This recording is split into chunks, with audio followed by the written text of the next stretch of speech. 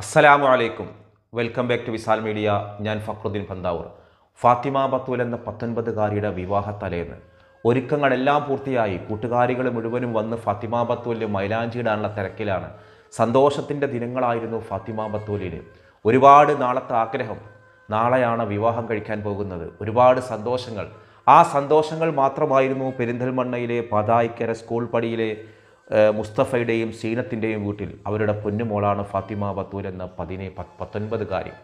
ജീവിതം മുഴുവനും സന്തോഷം നിറഞ്ഞ പെൺകുട്ടി ഒരിക്കലും പ്രതീക്ഷിച്ചില്ല ആ ഒരു ദിവസം വിവാഹത്തലേ എന്നുള്ളത് തൻ്റെ മരണത്തിൻ്റെ രാത്രിയായിരിക്കുന്നു എന്നുള്ളത്. എല്ലാ സന്തോഷങ്ങളുമായിട്ട് കഴിഞ്ഞ ഇന്നലെ വെള്ളിയാഴ്ച രാത്രി 7 മണിയാകുമ്പോൾ മഗ്‌രിബ് നമസ്കാരങ്ങളെല്ലാം കഴിഞ്ഞ് സന്തോഷത്തോടുകൂടി മൈലാഞ്ചിയിടാനുള്ള തിരക്കിലേക്ക് നടക്കുമ്പോഴാണ് വല്ലാത്തൊരു തളർച്ച. ഫാത്തിമ ബത്തൂൽ പതിയെ അങ്ങോട്ട് കുഴഞ്ഞു വീണു. ഇന്നാലില്ല. ആ ഒരു നവവധുവായ പെൺകുട്ടി പടച്ച റബ്ബിൻ്റെ അരികിലേക്ക് യാത്രയായി.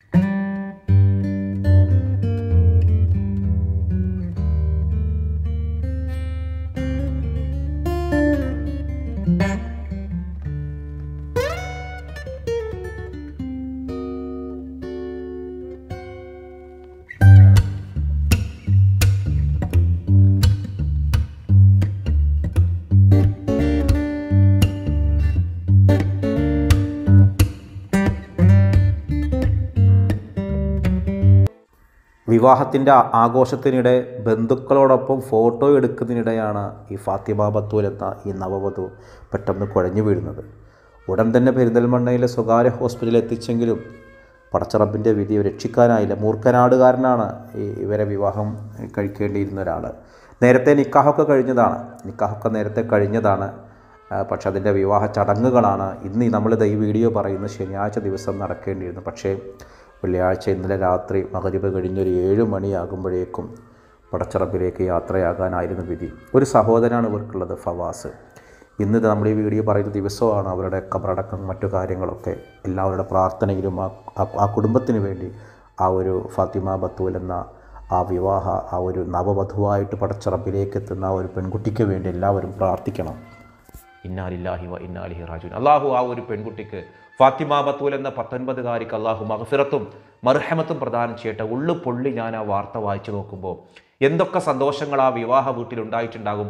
ആ പെൺകുട്ടിയുടെ മനസ്സിലൂടെ കടന്നുപോയ ഒരു വിവാഹ പെണ്ണിൻ്റെ ആഘോഷങ്ങൾ എന്തൊക്കെ ഉണ്ടാവും. അതെല്ലാം ഒരു നിമിഷം ഒരു ഗ്ലാസ് വീണുടയുന്ന ലാഘവത്തോടെ തകർന്നു പോകുന്നൊരു നിമിഷമായിരുന്നു അത്.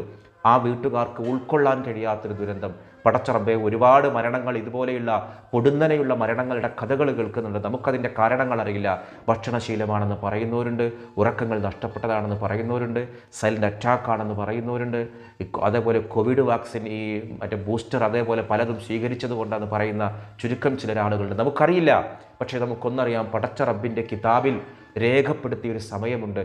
ആ സമയത്തിൽ അങ്ങോട്ടോ ഇങ്ങോട്ടോ യാതൊരു മാറ്റവുമില്ല. പക്ഷേ നിസ്സഹായരായ നമുക്ക് ഉൾക്കൊള്ളാൻ പോലും കഴിയാത്തതാകുന്ന ചില മരണങ്ങളുണ്ടാകുമ്പോൾ അറിയാതെ ഉള്ളു പിടഞ്ഞു പോകും. പടച്ച റബ്ബേ, എന്തിനാണ് വിധി നമ്മളോട് ഇത്ര ക്രൂരത കാണിക്കുന്നത് എന്ന് ഉള്ളിൽ അറിയാതെ പറഞ്ഞു പോകും. അള്ളാഹു നമ്മെ എല്ലാം പൊടുന്നനെയുള്ള മരണങ്ങളിൽ നിന്ന് അള്ളാഹു നമ്മെയും നമ്മുടെ പ്രിയപ്പെട്ടവരെയും ഒക്കെ കാത്തു രക്ഷിക്കട്ടെ എന്ന് പ്രാർത്ഥിക്കാൻ നമുക്ക് കഴിയൂ. ഈ വീഡിയോ കാണുന്ന എത്ര പേർക്ക് ആ ഒരു പെരിന്തൽമണ്ണ പാതായിക്കര സ്കൂൾ പടിയിലെ ഫാത്തിമ ബത്തൂൽ എന്ന 19-കാരിയുടെ കുടുംബത്തെ അറിയുമെങ്കിൽ പ്രത്യേകം കമൻറ്റ് ചെയ്യണം.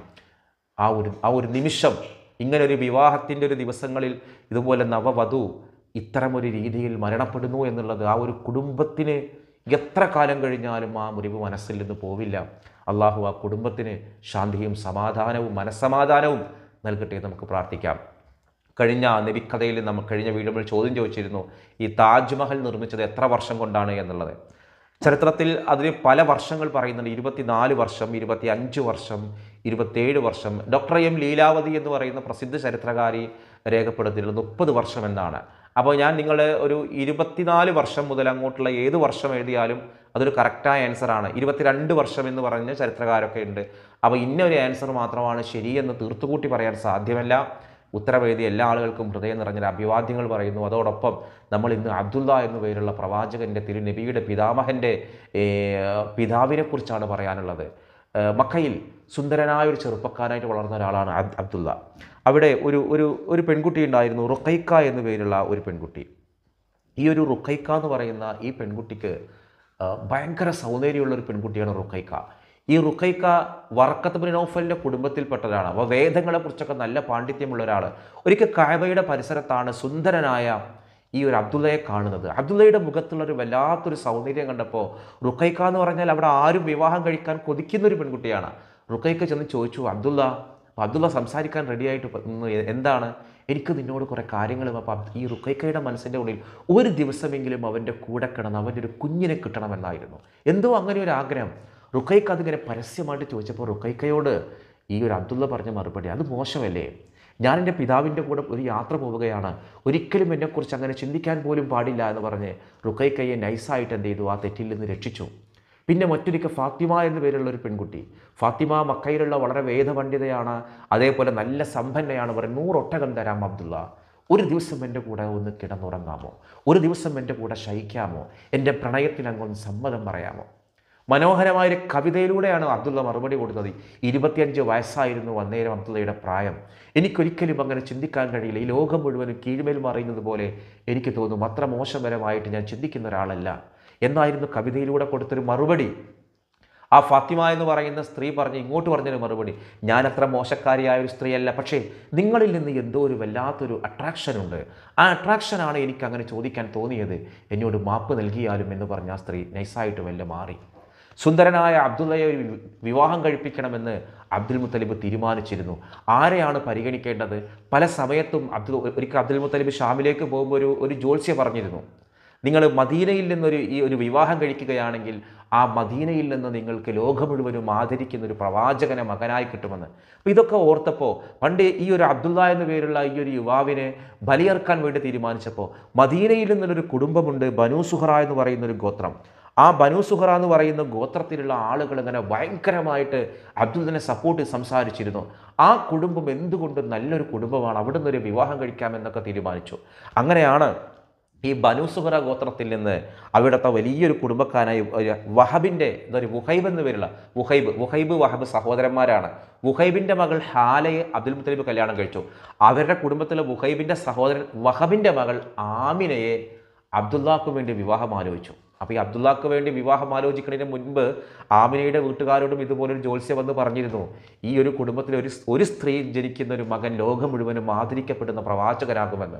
അപ്പം എല്ലാവരും കൂടി സ്ത്രീകളൊക്കെ ഇങ്ങനെ വരിക്ക് നിർത്തിച്ച് ഏത് സ്ത്രീക്കാണ് ആ കുഞ്ഞുണ്ടാവുക? ആമിനയുടെ മുഖത്ത് നോക്കിയിട്ട് ആ ജ്യോത്സ്യ പറഞ്ഞു, ഈ ഒരു പെൺകുട്ടിക്കാണ്. അന്ന് മുതൽ അവരുടെ ഉള്ളിലൊരു വല്ലാത്തൊരാഗ്രഹം, മക്കയിൽ നിന്നൊരാളിങ്ങനെ വരണം, കാരണം മക്കയിൽ നിന്നുള്ള ഒരു വരനായിരിക്കും നിനക്ക് കിട്ടുക എന്ന്. അങ്ങനെ നിൽക്കുമ്പോഴാണ് ഈ ഖുറൈശി ഗോത്രം ഹാഷിമി വർഗ്ഗക്കാരായ അബ്ദുൽ മുത്തലിബിൻ്റെ കുടുംബം ബനൂ സുഹറ ഗോത്രത്തിലേക്ക് വിവാഹാന്വേഷണവുമായിട്ട് വരുന്നത്. എല്ലാവരും സന്തോഷന്മാരായി ആമിനയോട് പറഞ്ഞു, ആമിന നിനക്കുള്ള വരനാണ് വരുന്നത്, 25 വയസ്സുള്ള സുന്ദരനായ ചെറുപ്പക്കാരൻ അബ്ദുള്ള അങ്ങനെ വിവാഹം അന്വേഷിച്ചവിടെ വന്നു. അങ്ങനെ വിവാഹമൊക്കെ കഴിഞ്ഞിട്ട് 3 ദിവസം ആ ആമിനയുടെ വീട്ടിലാണ് കഴിഞ്ഞത്. അപ്പോൾ വിവാഹത്തിൻ്റെ ഒരു ദിവസത്തിൽ സന്തോഷം മാത്രം നിറയുന്നൊരു ചരിത്രം നമ്മളിവിടെ പറഞ്ഞത് ഇത് ആകസ്മികമായിട്ട് വന്നതാണ്. പടച്ചറബെ, ആ ഒരു പെരിന്തൽമണ്ണയിലെ ഫാത്തിമ ബത്തൂൽ എന്ന 19കാരിയുടെ മരണം ഇപ്പോഴും എൻ്റെ മനസ്സിൽ നിന്ന് പോകുന്നില്ല. ഇതുപോലെ എന്തൊക്കെ സന്തോഷങ്ങൾ നമ്മുടെ കുടുംബങ്ങളിൽ നടക്കുമ്പോൾ വേദനയുള്ള മരണങ്ങൾ അതിനൊക്കെ തടസ്സങ്ങളായിട്ട് മാറുമ്പോൾ അറിയാതെ പോലും നമ്മുടെ ഉള്ളിൽ പടച്ചറബിനോട് എതിരിടുന്ന ഒരു വാക്ക് പോലും നമ്മുടെ മനസ്സിൻ്റെ സങ്കല്പത്തിൽ പോലും വരരുത്. അപ്പോൾ ഇൻഷാ അല്ലാഹ് ഈ ഒരു നബിക്കഥ ഇനി അബ്ദുള്ളയെക്കുറിച്ചുള്ള അബ്ദുള്ളയുടെ മരണത്തെക്കുറിച്ചാണ് ചരിത്രത്തിൽ പ്രത്യേകമായിട്ട് പരാമർശമുള്ളത്. അതിന് മുൻപൊരു ചോദ്യം, ഈ ഷാജഹാൻ ചക്രവർത്തി എന്ന് പറയുന്ന ചക്രവർത്തി നമ്മൾ പറഞ്ഞല്ലോ, ഈ താജ്മഹൽ ഉണ്ടാക്കിയ ചക്രവർത്തിയാണ് ഷാജഹാൻ.